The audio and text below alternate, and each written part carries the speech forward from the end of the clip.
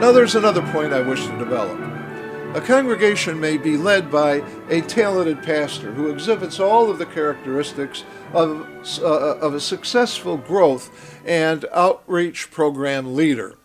Such ministries, however, can be doomed to failure if the members of the church are not marching in lockstep with their leadership.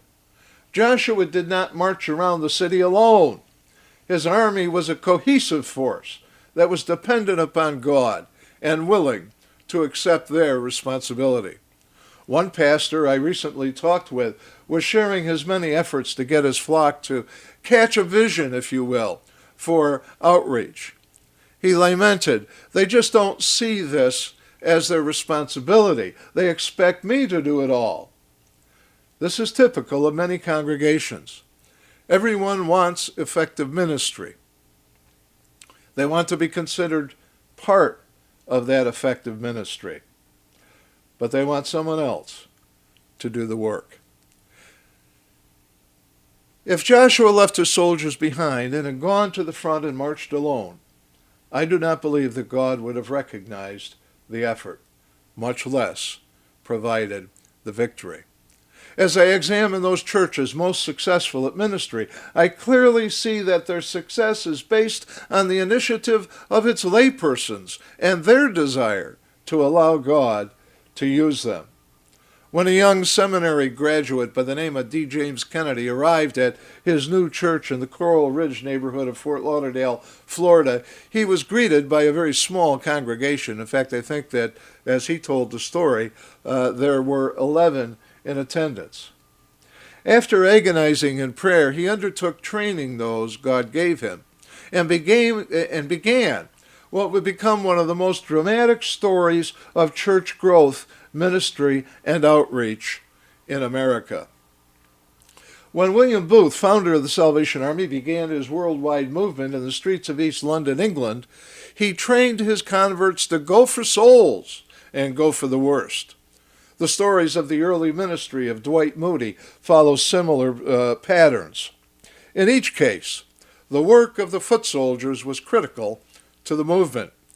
These church leaders brought new converts to Christ, and then they put them to work.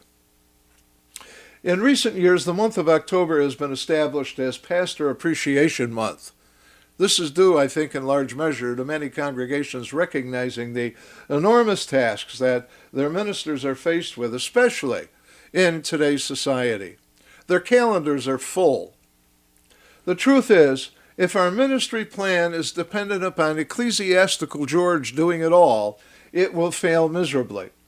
Christians must be willing to go out and be the foot soldiers that make it all happen.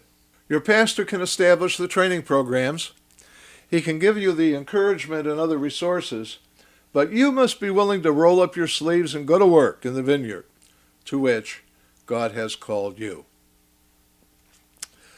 Where then is this vineyard? Church growth studies, of which I am aware anyway, indicate that most new Christians are led to the Lord and the church by a member of their family or a close friend.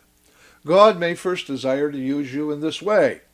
When I was a teenager, my uncle was invited to preach a Sunday service at the Salvation Army in Syracuse, New York.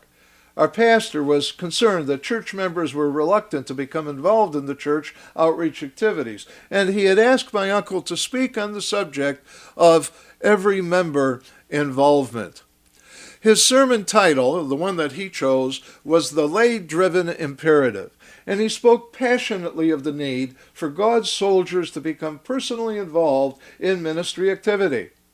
Nothing happens until the soldiers begin to march, he declared from the pulpit.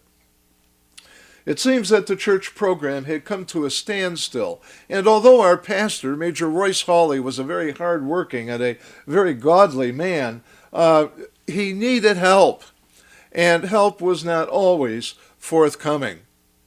At the end of my uncle's sermon, he challenged the church members, along with our brass band, to follow him into the streets of downtown Syracuse, where they would hold a street meeting. About 30 volunteered, and along with our 35-member brass band, they formed outside the church and marched the short distance downtown to the square. The results were amazing. Many area residents who were driving by the square parked their cars and stopped to listen.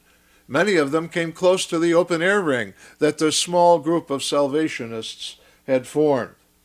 The band played some of the familiar hymns of the church, and I suppose that attracted onlookers also. Several of the onlookers, when challenged, raised their hands for prayer.